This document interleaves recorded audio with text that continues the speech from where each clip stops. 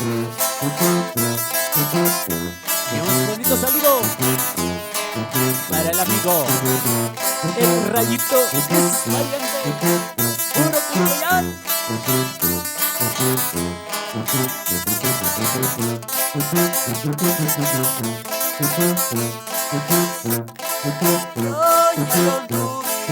Dubi camino lo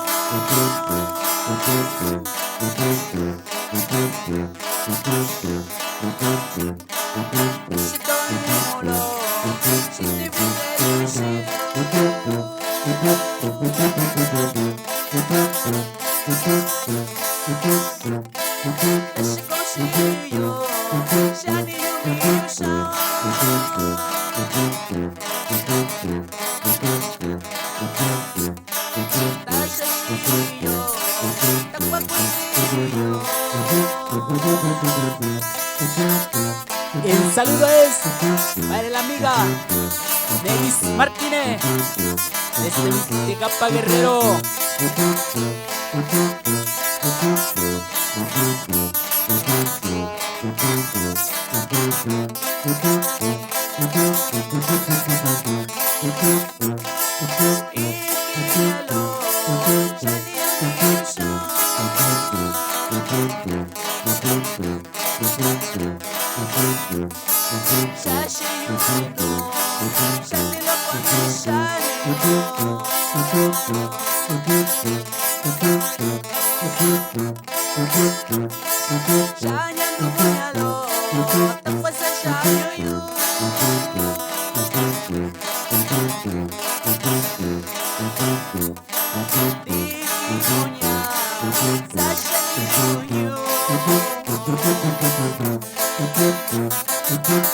Y un bonito saludo para el amigo el orgullo de Anzompa, para la familia Rosales, familias Barrera, familia Willes, pura Anzompa Guerrero.